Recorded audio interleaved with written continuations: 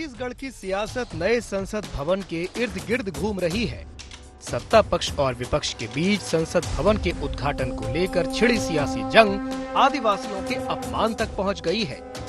राहुल गांधी के बाद अब सूबे के सीएम भूपेश बघेल ने भी नए संसद भवन का उद्घाटन राष्ट्रपति के हाथों कराने की मांग उठाई है। आदिवासी नेता नंद कुमार साय ने भी प्रधानमंत्री नरेंद्र मोदी को पत्र लिखा है। संसद भवन के लोकार्पण के संदर्भ में हमारे राष्ट्रीय अध्यक्ष ने जो बयान दिया है उसके बाद हम लोगों को बोलने को कुछ रहता नहीं। जो राष्ट्रीय अध्यक्ष ने जो कहा है हम उसी लाइन पे। देखिए, संसद भवन का लोकार्पण महामहिम राष्ट्रपति के हाथों होना चाहिए। देश की संवैधानिक प्रमुख सही मायने में तो राष्ट्रपति जी ही हैं। ऐसे में यदि विपक्ष के लोग चाहते हैं कि राष्ट्रपति के हाथों संसद भवन का लोकार्पण हो, तो प्रधानमंत्री को सत्तारूढ़ दल को हठधर्मिता छोड़ के महामहिम राष्ट्रपति के हाथों ही संसद भवन को लोकार्पण करवाना चाहिए। जब बात सियासत की हो तो बीजेपी कैसे पीछे रह सकती है। बीजेपी ने कांग्रेस के आरोपों पर पलटवार करने में देरी नहीं की। भाजपा ने कांग्रेस पर ही आदिवासियों के साथ लगातार अन्याय करने का आरोप मढ़ दिया। भूपेश बघेल जी इस बात को बताएं कि जब आदिवासी महिला प्रत्याशी थी राष्ट्रपति की, तब क्या आपने उस समय एक आदिवासी बेटी का अपमान नहीं किया?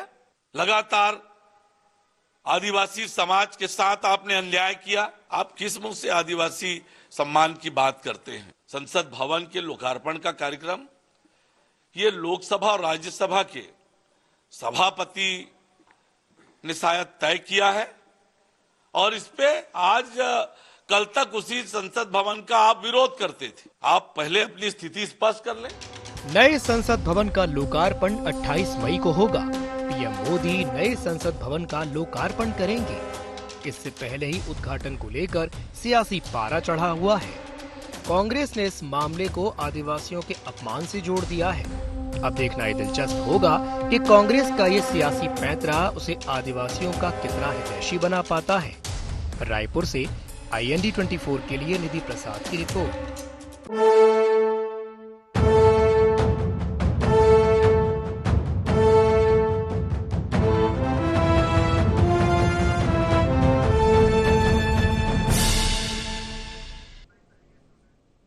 नमस्कार, जय जोहार गुहार। छत्तीसगढ़ में आप सभी का स्वागत है। मैं हूं आपके साथ दिव्यांशु जोशी। तो नया संसद भवन छत्तीसगढ़ की सियासत का एक नया मुद्दा बन गया है।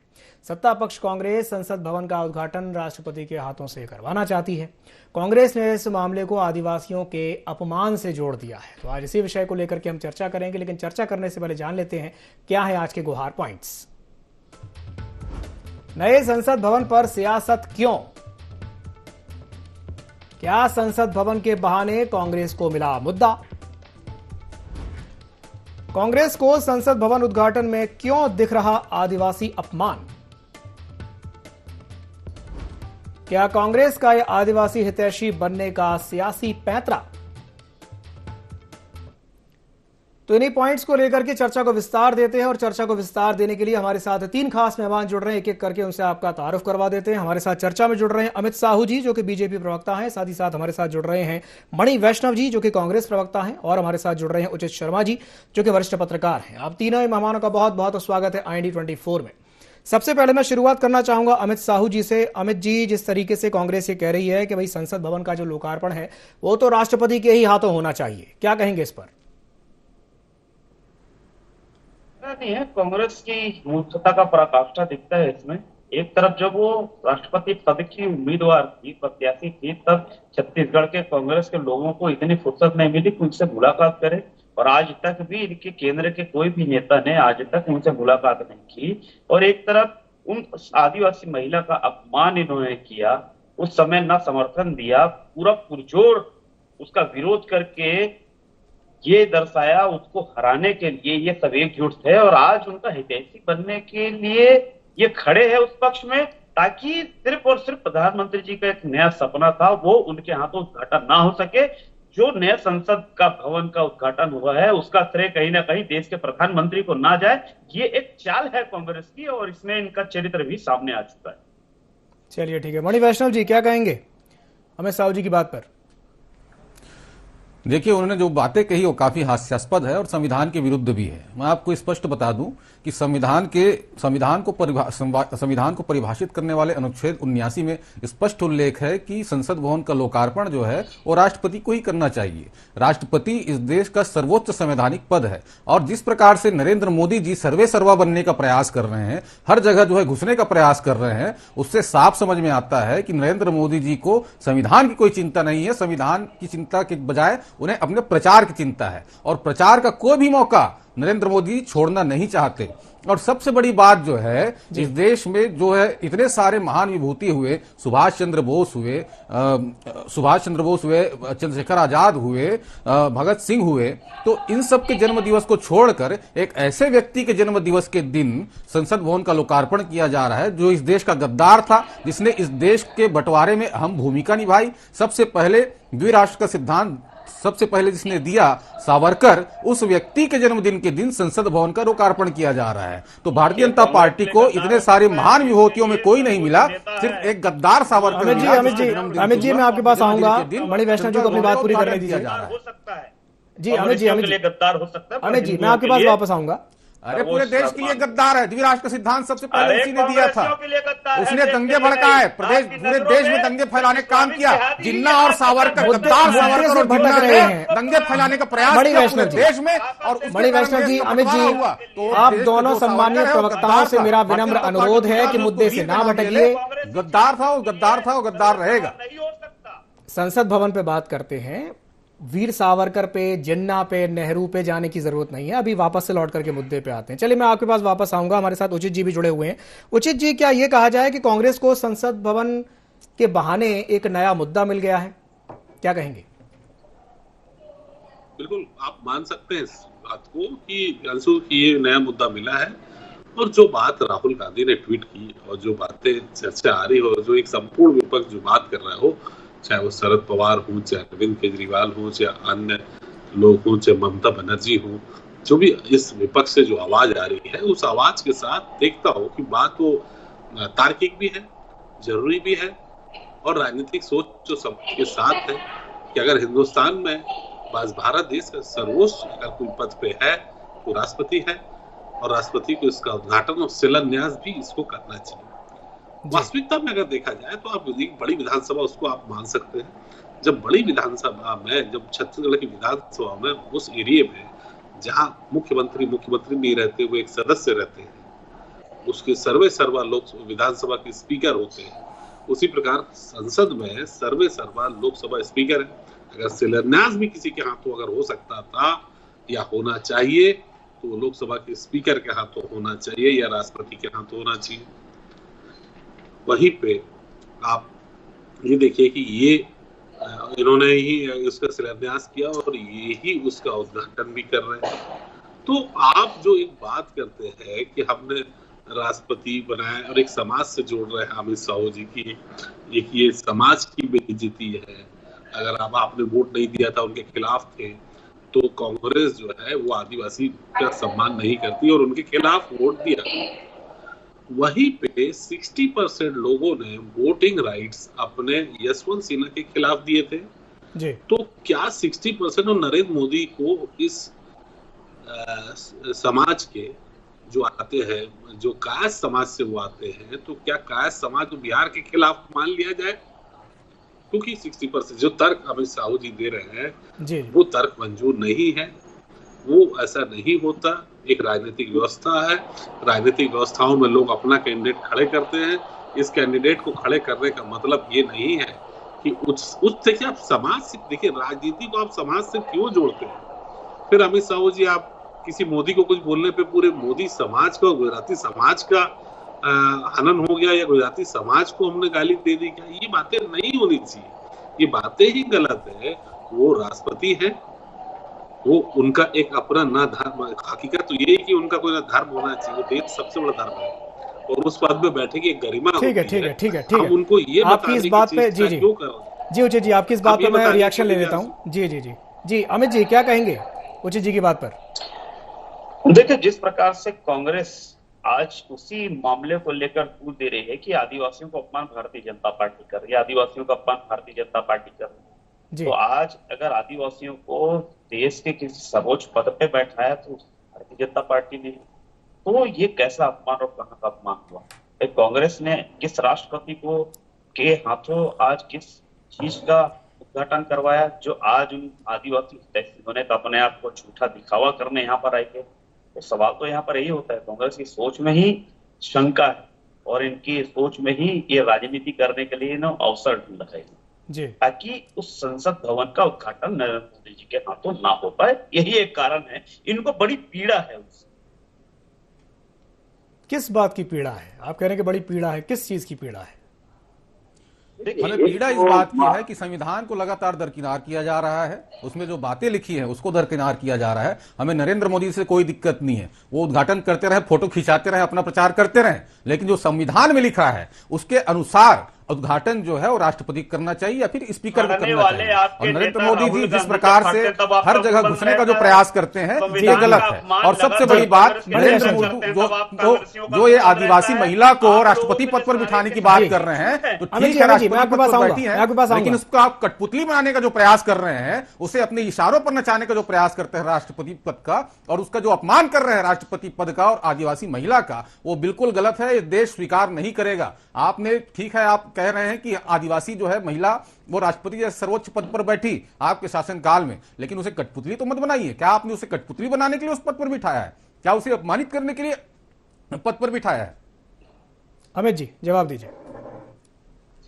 देखिए, अपमान तो कांग्रेस कर रही है, आज उनके नाम की राजनीति जो कर रही है ये। अरे आदिवासियों का लगातार अपमान आपने किया। छत्तीसगढ़ में भी देखा जाए तो झूठे मामलों में आपने आदिवासियों को जेल के अंदर डाला। अमित जी को बोलने दीजिए। लगातार आपने यहाँ जो है एनकाउंटर किए, फर्जी एनकाउंटर किया, आदिवासियों को हत्या की आपने, उनकी जमीनें छीनी आदिवासियों की। अब राष्ट्रपति पद पर बैठी एक आदिवासी महिला का अपमान कर रहे हैं आप, उससे उसका अधिकार छीन रहे हैं आप।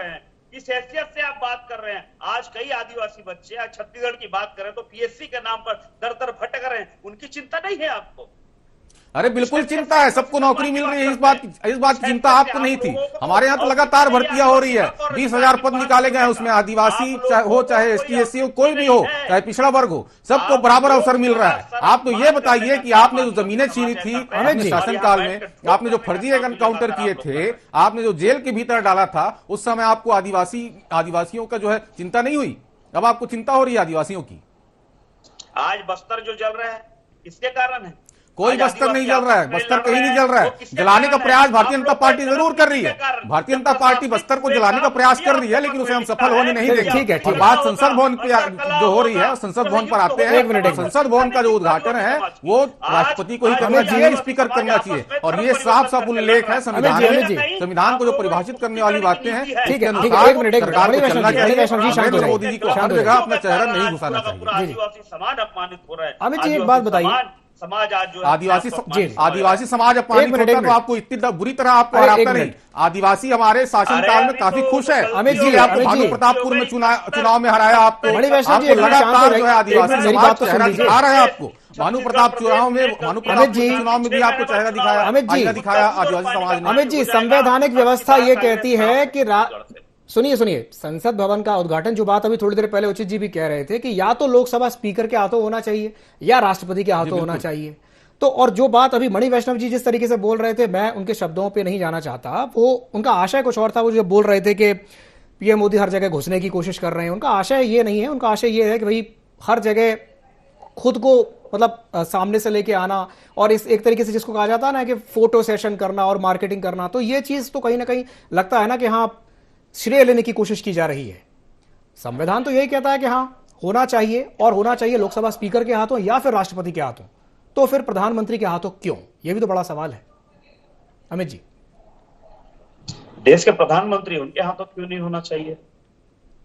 राष्ट्रपति के हाथों क्यों नहीं होना चाहिए? संसद भवन को बनाया जी, लोकसभा ने तय किया कि इस नए संसद भवन का उद्घाटन देश के प्रधानमंत्री करेंगे। प्रधानमंत्री दायित्व भी कोई छोटा नहीं, मोटा बहुत दायित्व जगह नहीं उन्होंने है। शौचालय भी देश को बनवाए हैं। चलाना शौचालय का उद्घाटन करने क्यों नहीं जाते हो? मणि वैष्णव जी, प्रधानमंत्री ने मणि बनाया वैष्णव है, जी, क्या जरूरी है वो उद्घाटन करें? मणि वैष्णव जी, इस शौचालय तरह भी का तर्क बनवाया मत है दीजिए। जगह, शौचालय का भी उद्घाटन ये करने कुतर्क जाना है, चाहिए ये था। कुतर्क है। नहीं, ऐसा ये नहीं। कोई जरूरी नहीं है कि जो चीज आपने बनवाई है उसका उद्घाटन आप ही करें। जो संविधान में लिखा है, ये देश संविधान मणि चलता वैष्णव है। जी, संविधान में जो बातें लिखी होंगी उसके अनुसार ही देश चलेगा और उसके अनुसार पद में बैठे लोग चलेंगे। आप जैसे कांग्रेसी उनकी आबरू आप शौचालय का भी उद्घाटन करने जाएंगे क्या प्रधानमंत्री? आप कहते हैं बार बार कि हमने शौचालय बनवाए। प्रधानमंत्री नरेंद्र मोदी क्या शौचालय चलिए, ठीक है, करने भेजेंगे आप? एक कांग्रेसियों को सोच में शौच है, इसलिए शौचालय का भी विरोध कांग्रेसी कर रहे हैं। अरे किसी भी चीज का समर्थन तो करो कांग्रेसियों, हर चीज का विरोध करना कहां तक जायज है? अरे कोई अच्छा काम तो करिए भाजपाई कोई अच्छा काम तो करे, उसके बाद तो हम समर्थन करेंगे। बहुत सारे ऐसे काम जो अच्छे होते हैं उसका समर्थन किया जाता है। चलिए, ठीक है, ठीक है, ठीक है। पार्टी जब से सरकार में आई है लगातार दमन के राह पर चल रही है, लगातार शोषण के नाम पर चल रही है। कांग्रेसियों इतनी गुलामी मत करो, इतनी गुलामी मत करो। खुद का स्वाभिमान देख के भी राजनीति करो, खुद का भी स्वाभिमान होना चाहिए राजनीति। अरे अपना आस पड़ोस देख लो भाई, कितने परेशान है मोदी सरकार। मैं आपके पास वापस आऊंगा। अपनी आंखें मूंद कर मत चलो, ना करो। इतनी गुलामी ठीक नहीं है, इतने चमचागिरी ठीक नहीं है। चलिए, ठीक है, ठीक है, मैं आप दोनों के पास वापस आऊंगा। चम्मच तो पूरे एक कांग्रेसी है। जी, ठीक है। कांग्रेसी चम्मच। अमित जी, मैं आपके पास वापस आता हूं। ठीक है, उचित जी से मैं एक सवाल ले लेता हूं। उचित जी, जिस तरीके से हम ये देख रहे हैं कि जो सियासत हो रही है संसद भवन को लेकर के, क्या आपको नहीं लगता कि ये अनावश्यक रूप से हो रही है? इतना ज्यादा तूल नहीं दिया जाना चाहिए इस मुद्दे को। इतना ज्यादा वाली बात नहीं है। देखिए, हमने ये बात सच है कि व्यक्तिवाद इतना बढ़ गया है कि एक आदमी का पर्सनल कल्ट जो है इतनी बड़ी चीज हो चुकी है कि आप इसको राजनीति से जोड़िए। अमित साहू इसके अच्छे तर्क नहीं दे पा रहे हैं जी। ये बात आज वो बैकफुट में है क्योंकि वो तर्क उनके पास है नहीं। हकीकत ये है कि पूरी भाजपा एक तरफ हो गई है और प्रधानमंत्री का कद इतना बड़ा बढ़ाने का प्रयास किया जा रहा है वो योजनाबद्ध तरीके से, जिसमें पार्टी के अंदर एक व्यक्तिवाद पनप रहा है।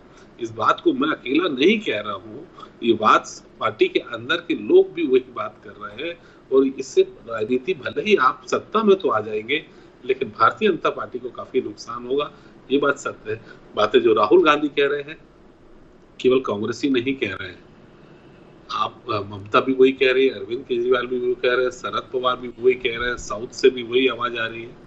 तो आपकी जो बातें सही हैं, जो होना चाहिए, प्रधानमंत्री भी देश से बड़े नहीं है, प्रधानमंत्री संविधान से बड़े नहीं है, वो आपकी पार्टी के बहुत बड़े दिव्य पुरुष हो सकते हैं जी, लेकिन हिंदुस्तान तो संविधान से ही चलेगा, नियम से ही चलेगा, कानून से ही चलेगा ना। तो अगर ऐसी बातें उठ रही हैं तो जनता के, आवाम के, आप इसको विपक्ष का है कांग्रेसी आप टाल दीजिए, फिर आप इस तरफ ये भी टाल दीजिए कि वो आदिवासी का अपमान है। ये आप गलत है। आप मतलब अगर आप राहुल गांधी की आलोचना करेंगे तो क्या कश्मीरी पंडित की आलोचना हो जाती है क्या? ये गलत तथ्य क्यों? ये भारतीय जनता पार्टी की जो स्टाइल और वे ऑफ पॉलिटिक्स है ये स्वीकार योग्य नहीं है। देश के युवाओं की तरफ, युवा इसकी तरफ आकर्षित नहीं होते। आप इसको समझने की कोशिश कीजिए अमित जी। आप युवा एक योग्य राजनीतिज्ञ है, आने वाला समय बहुत सुंदर, आपका उज्जवल भविष्य है। आप इन बातों में, कम से कम इन बातों में कि वो किस धर्म के हैं, किस जाति के हैं, आप किस पद में हैं, कितनी योग्यता है, उसके प्रति आप कायल होइए। और इस तरीके के जो आप तर्क दे रहे हैं, ये बात सत्य है कि आज भाजपा भी उसका सही तर्क नहीं दे पा रही है, क्योंकि राहुल न हो चाहे विपक्ष न हो, सवाल सही और वाजिब खड़े किया है कि ऐसा क्यों? क्योंकि आप ये चलते आ रहे हैं, करते आ रहे हैं। अब आपका जो तर्क था कि जिसने बनाया वो जनता के लिए, जनता के पैसों से बनाया, फिर आखिर में तो जनता उनकी वो है जी। विक्टोरिया लुटियन ने बनाया था 1927 में वर्तमान संसद भवन। तो क्या जब 1950 में उसका संसद भवन घोषणा किए तो उनको फीता कटवाने के लिए बुला लेते क्या लुटियन जी को? क्योंकि तर्क ये है कि लुटियन ने बनाया था जी। ये बातें इससे मैं सहमत नहीं हूँ और एक गलत तरीके की नजीर आप पेश करने की कोशिश कर रहे हैं और देश के संविधान और देश से बड़ा किसी व्यक्ति को बनाने की चाहत रख रहे हैं। जी अमित जी क्या कहेंगे? देखिए आदरणीय उचित शर्मा जी ने जो कहा, ये कुल मिलाकर एक बात ऐसी है कि सवाल तो यहाँ पर आदिवासी के अपमान का कांग्रेसियों ने उठाया, हम तो उनका जवाब दे रहे हैं कि भाई अपमान किसने किया? हमने तो नहीं किया अपमान। तो सवाल तो यहाँ पर हुई। और जब लोकसभा ने तय किया है कि प्रधानमंत्री जी के हाथों उद्घाटन होना है, तो इसमें कोई संदेह नहीं होना चाहिए, क्योंकि देखो लोकसभा के पास अधिकार है कि वो जिसको अतिथि बना सकते हैं, किनके हाथों उद्घाटन करवा सकते हैं। तो इस पर तो लोकसभा ने तय किया है और 28 तारीख को इस नए संसद भवन का उद्घाटन होना है, ये तय हुआ है जी।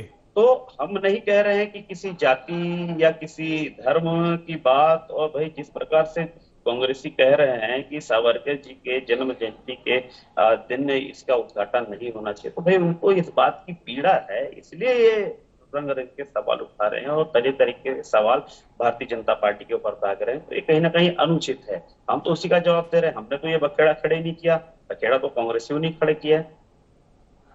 ठीक है मणि कुल वैष्णव जी। मिलाकर सिर्फ पीड़ा जी। कांग्रेसियों को इसी बात। ठीक है मणि वैष्णव जी।